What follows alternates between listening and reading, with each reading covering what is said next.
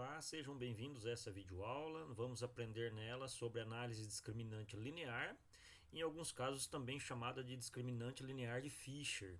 Ela é um método muito comumente usado para que a gente use características ou recursos, de um mesmo problema para separar em duas ou mais classes de objetos, ou eventos.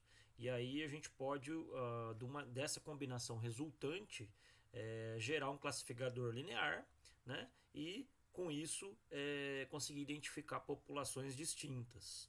Tá? Então, nesse nosso exemplo, nós vamos usar primeiro um estudo de caso aqui da classificação dos vinhos, onde a gente vai, através das características desse vinho, tentar identificar se a gente consegue identificar a qual tipo de cultivar ele pertence, tá? Através da análise discriminante linear.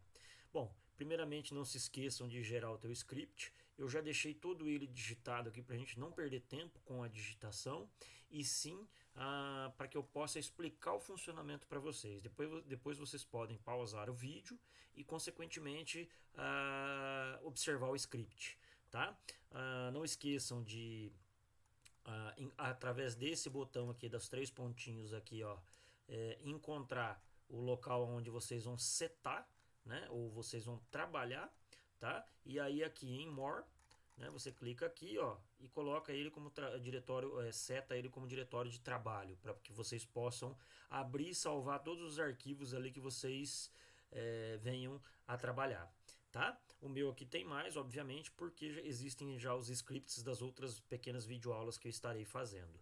Então, o primeiro passo que vocês precisam fazer, tá, é importar a base de dados do próprio R. O meu aqui está com hashtag na frente, justamente porque eu já instalei esses dois pacotes, o pacote Hetal e o pacote Car. Tá? Então aqui já está em comentário justamente porque eu já instalei. Então vocês façam a instalação e depois vocês podem chamar os dois pacotes, tá? Através desses dois comandos aqui, ó. Através dos comandos. Opa, só um minutinho. Através dos comandos library car e library rattle. Aí vocês, quando selecionam eles e clicam em Run, eles já estão chamando os pacotes. Tá? Vão dar alguns avisos que foram construídos em pacotes anteriores, mas estão aí. Tá? Então a gente vai usar primeiro o dataset do vinho, que é chamado de wine, que vem nesse pacote Rattle. Tá? Para você usar o Rattle, você precisa do pacote Car e vice-versa. Tá? Então eu vou selecionar aqui também e vou clicar em Run. Aí a gente executa e ele já traz ali o nosso pacote de vinho. Só que ele ainda não deixa, porque ele traz como valor. Então eu vou atribuir, eu vou atrelar e aí ele vai transformar num data frame. Ó. Se eu clicar aqui, ele já aparece o tipo de vinho, tipo 1,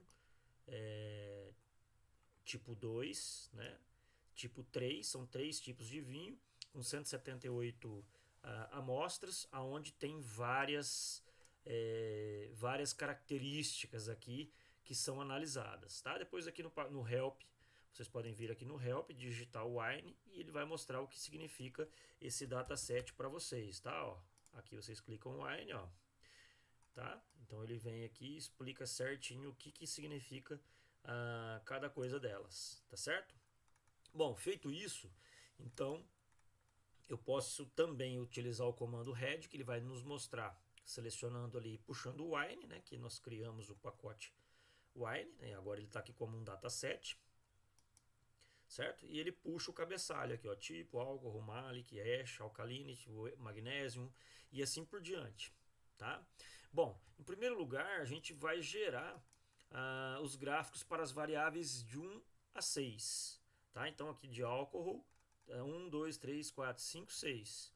Tá? Lembrando que a primeira é o tipo, o classificador. Se vocês olharem aqui, ó, novamente, ó, o type, que é a primeira coluna, ele é o classificador, 1, 2 ou 3. Tá?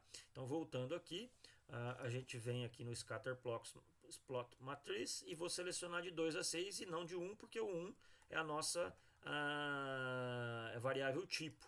tá? Então eu vou rodar run, ele vai demorar um pouquinho, mas vai gerar os nossos gráficos já de variabilidade dos resultados, tá? Então aqui só para vocês terem uma ideia, tá bem pequenininho, não dá para enxergar, mas está escrito alcohol aqui, malic, ash, alkalinity e magnésio, que são as 5 amostras. Eu acabei pegando 5, né?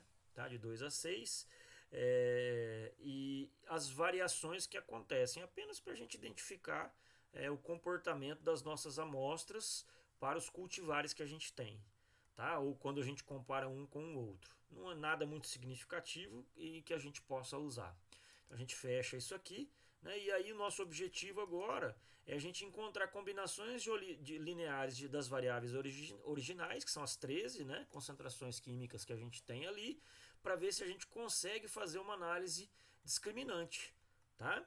E aí a gente vai separar os vinhos por cultivar. Então o nosso G é igual a 3, justamente porque se nós olharmos aqui no nosso dataset, a gente tem 3 tipos de cultivares, que a gente não sabe aqui o nome, é só procurar lá depois, mas são 3 tipos de uvas diferentes, tá? E aí, qual é o número máximo de funções discriminantes que a gente pode ter nesse caso?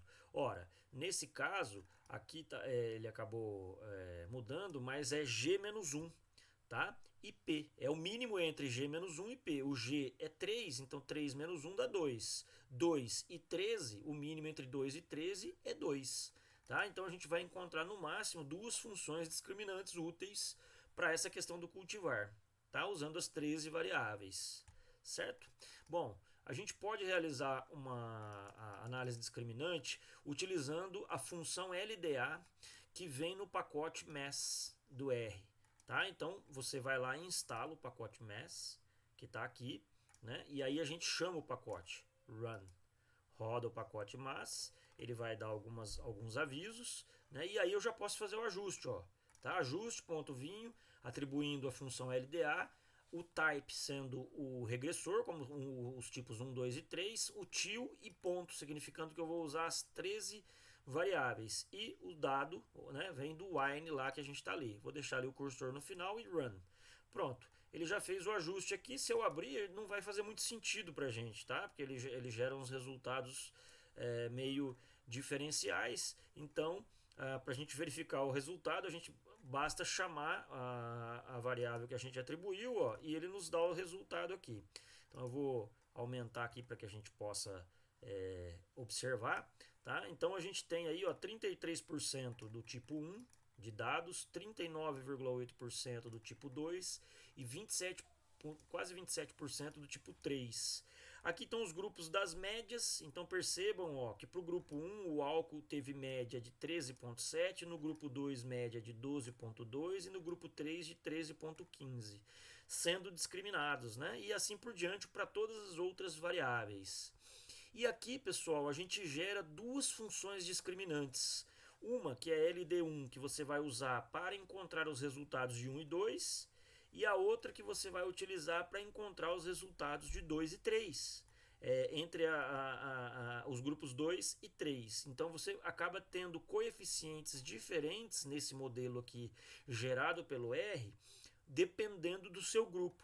Mas observem que aqui embaixo, ó, ele tem uma proporção de traço muito pequena, ó. Para LD1, que é a nossa função inicial, se eu usar só ela, eu vou ter quase 70% de acerto. E para LD2, 30%, então é baixo. Eu não consigo discriminar muito bem entre o grupo 2 e 3. Tá? Vamos voltar aqui, já vocês vão entender isso. Então, ó, quase 68,75% é explicado por essa função discriminante com esses coeficientes do LD1. Já para isso classificando 1 e 2. Né? Agora classificando 2 e 3, é só o LD2 que nos dá aí algo em torno de 31%. Tá? Então eu vou voltar aqui e aí a gente vai fazer alguns histogramas para a gente conseguir exibir os resultados. Em primeiro lugar, eu vou fazer um ajuste de uma previsão. Tá? Então eu vou criar uma nova variável chamada ajuste vinho previsão e vou atribuir ela a previsão se eu utilizasse os dados da própria planilha nossa. tá? Então eu vou gerar lá, run, ele já gerou aqui, ó, tá? Ajuste vinho previsão, que é uma lista com 3 variáveis, pra gente também não faz muito sentido, porque ela sai um pouquinho diferenciada. E aí, ó, eu vou utilizar essa informação para gerar alguns gráficos, tá? Ele está ainda gerando, as margens da figura muito larga, ele não deixou eu gerar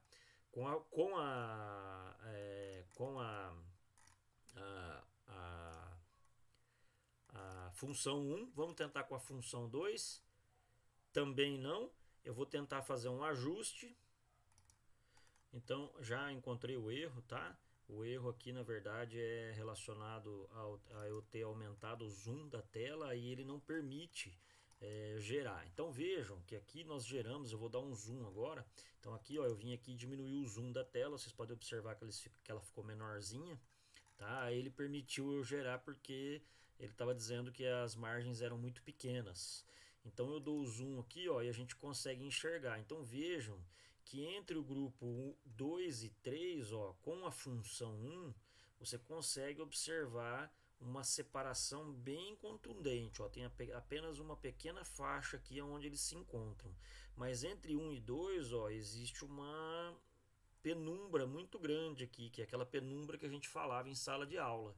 Existem muitos dados que estão batendo aqui no mesmo grupo, tá? Se a gente pegar a previsão para a equação 2, que está aqui, ó, por isso o x aqui é igual a 2, a gente tem duas equações, vamos rodar, ó, e aí a gente vai olhar, né? A equação 2, ela consegue separar melhor 1 e 2, ó, tá vendo? Ó, do que 2 e 3. Então, numa situação dessas, tá? A gente tem